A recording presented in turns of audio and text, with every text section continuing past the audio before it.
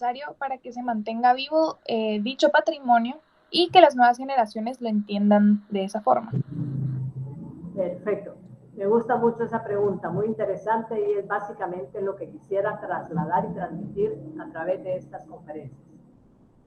Para mantenerse vivo el patrimonio cultural debe seguir siendo pertinente para una cultura y debe ser practicado y aprendido regularmente en las comunidades y las generaciones sucesivas, porque de lo contrario muere con los portadores que ya no tengan, que no tengan juventud. Nuestra oralidad consiste básicamente en narrar historias y anécdotas. Estas cuentan con detalles y características propias de la región, como es el lenguaje. Lo más importante para la preservación de las tradiciones y expresiones orales es mantener su presencia diaria en la vida social. También es esencial que perviva en las ocasiones de transmitir conocimientos entre personas, de mantener una interacción de los ancianos con los jóvenes y de narrar relatos en las escuelas, en los hogares, porque es una costumbre que ya se ha estado perdiendo. Es necesario fomentar estas manifestaciones y alentar la creación de nuevos contextos. Por ejemplo, festivales de narración oral, concursos de literatura, cursos de literatura o de narrativa. En fin, que se dé lugar a la creatividad tradicional y que se encuentren nuevos medios para expresarse, que desafortunadamente dentro de la educación general ya se ha perdido porque se han limitado los espacios, las bibliotecas se reducen a un cuartito con uno, dos, tres estantes de libros, los jóvenes que tienen habilidades para hacer oratoria no son estimulados, excepto se les toma en cuenta para algún acto específico, el 15 de septiembre, el Día de la Madre, bueno, y cosas por el estilo. Y esto debe de cultivarse y debería ser en las escuelas y esa es una de nuestras inquietudes.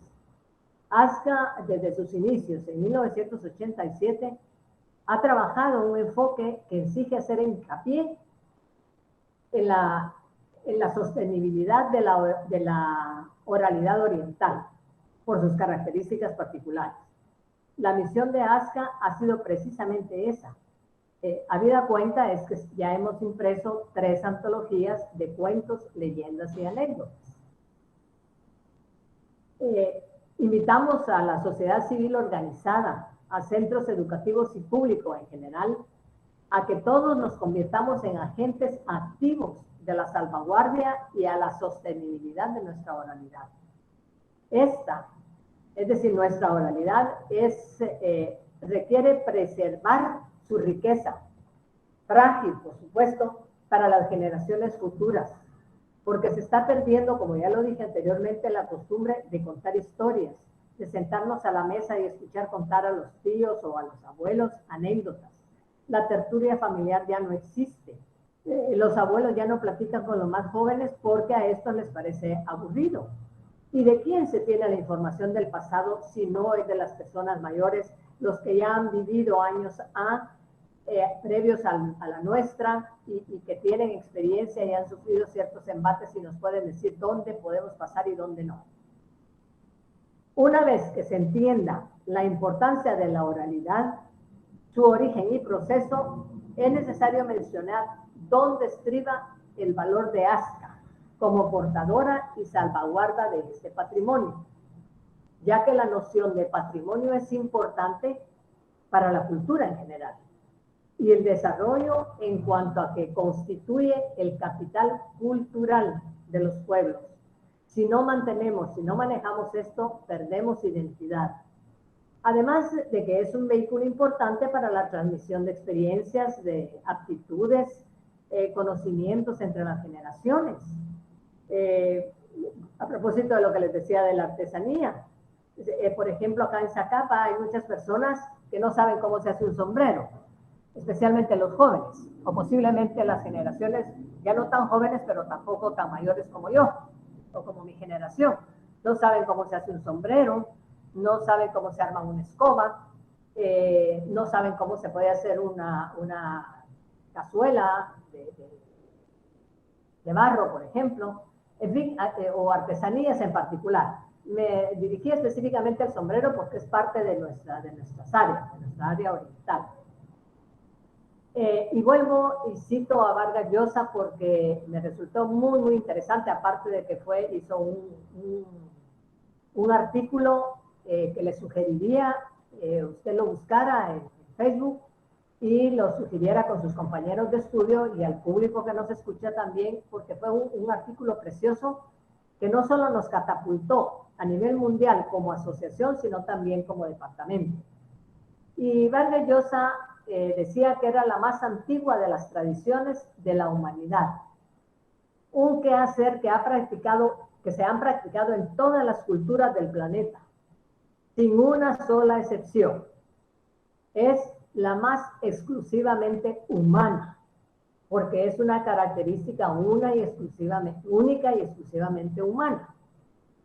Contar cuentos, indiscutiblemente, es el antecedente remoto de la literatura, de la historia, esto ya lo mencioné antes, de las regiones, y acaso indirectamente haya sido la locomotora del progreso. Eso lo decía Vargas Llosa. La oralidad contribuyó de manera decisiva a impulsar la civilización desde las épocas de la caverna. Según lo dijera él de manera verbal y me lo dijera a mí directamente, si no hubiese sido así, aún estaríamos con el mazo y la piedra y comiendo carne cruda.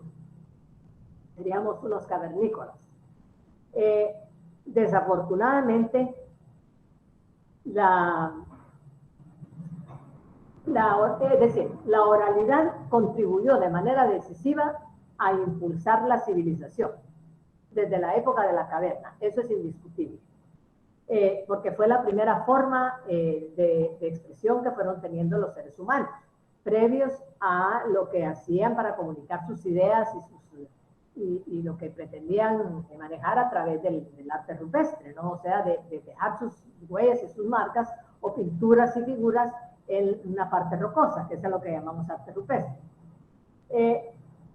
Desafortunadamente, al igual que otras formas de patrimonio cultural inmaterial, las tradiciones orales corren peligro por la industrialización. A gran escala, pues indiscutiblemente, por la indiferencia social, por los cambios medioambientales, los libros, los periódicos, las revistas, la radio, la televisión que nos absorbe tanto tiempo, el internet que nos da tanta información, aunque algunas veces no sabemos seleccionar ni tenemos criterio para manejar los conceptos que nos da internet. Es una maravilla, sin embargo, no llega a tener la calidad humana que puede tener la transmisión de un conocimiento a través de la oralidad. Pueden surtir efectos particularmente nocivos en las tradiciones y expresiones orales a través de estos medios. Los medios de información y de comunicación de masas puede alterar profundamente e incluso reemplazar las formas tradicionales de la expresión oral. Esto, bueno, por supuesto, en una próxima entrega les hablaremos más a fondo sobre lo que es el proceso para lograr la certificación de patrimonio cultural intangible.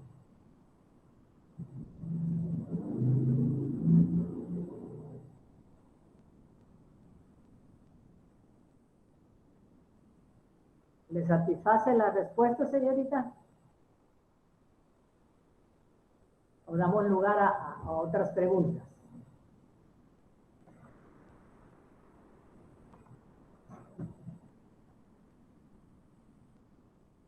¿Aló? Bien. Basado en la comunidad, el patrimonio cultural inmaterial solo puede serlo si es reconocido como tal por las comunidades. Grupos o individuos que lo crean, mantienen y transmiten. Sin este reconocimiento, indiscutiblemente el patrimonio cultural no podría ser un patrimonio. Nadie puede decidir por los miembros de la comunidad qué es un patrimonio. Las asociaciones, y la nuestra en particular, nacen con el fin de defender o promover a sus miembros y con su ámbito de actuación ante instituciones y organismos oficiales. Guatemala tiene más de 30 patrimonios culturales intangibles. Y su importancia reside precisamente en los mensajes, en las tradiciones y la cultura que se transmite a través de ellos. La importancia de que la población en general conozca el patrimonio cultural intangible es porque con ello se reconoce el valor, el aporte que hacen los portadores de la cultura para conservar la manifestación cultural de la cual se habla o se transmite, que además de ser elementos identitarios de nuestro pueblo, son elementos que identifican al país. Sobre todo ahora que somos indiscutiblemente reconocidos como patrimonio cultural nacional, que ha sido a través de directrices mandadas por la UNESCO y aprobadas, avaladas y supervisadas por el Ministerio de Cultura y Deportes. Me gustaría mencionar también que nuestro patrimonio cultural no está hecho solo de piedras y de huesos de nuestros antepasados. El patrimonio cultural es una parte tangible, estas son solamente una parte tangible, digamos, Tikal, Caminal Cuyú, qué sé yo, algunos otros, en Antigua y muchos otros que existen. Una parte es tangible, como ya lo dijimos, pueden ser los edificios, los paisajes, etc. Mientras que otra parte tiene un carácter intangible, es decir, no se puede tocar, no está ahí para que lo movamos de un lugar a otro. Incluso tampoco lo podemos ver ni señalar, excepto cuando lo estamos practicando. Por ejemplo, en las comidas. Trasladamos este conocimiento, el fiambre, los tamales que se elaboran, que es costumbre consumirlos en determinadas épocas, los camotes en dulce, hasta en ese momento son tangibles. Pero previo a eso vienen los conocimientos y la práctica de los conocimientos que han sido trasladados de generaciones anteriores a las personas que actualmente están trabajando en eso.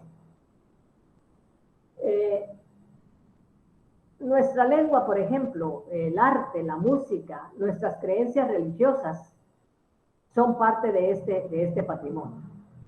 Por lo tanto, nuestro patrimonio cultural no está hecho solo de cosas viejas, sino que muchas cosas, lugares, incluso costumbres, y nuevas costumbres. Y está constituido, entre otras cosas y entre otros elementos, como ya lo dije, por poesía, por ritos, por modos de vida, incluso la medicina tradicional, cuando antes se utilizaba que la hierbabuena, que el oroco, que qué sé yo, todas, posiblemente entre el público que me escucha hayan personas que conozcan mucho más al respecto, pero la manzanilla sabemos que tiene muchos atributos para la salud. Y ha sido a través de escuchar a nuestras abuelas, a nuestras tías, a las personas mayores decir que es un sedante, que es una hierba que sirve para darnos calma y estabilizar nuestro sistema nervioso. En fin, que también se incluye la religiosidad popular, modismos regionales y locales, la música, instrumentos, en fin, trajes, artes culinarias, adivinanzas, canciones. Bueno, podría pasar toda la tarde mencionándole la serie de elementos que puede tener un patrimonio cultural intangible. Muy bien.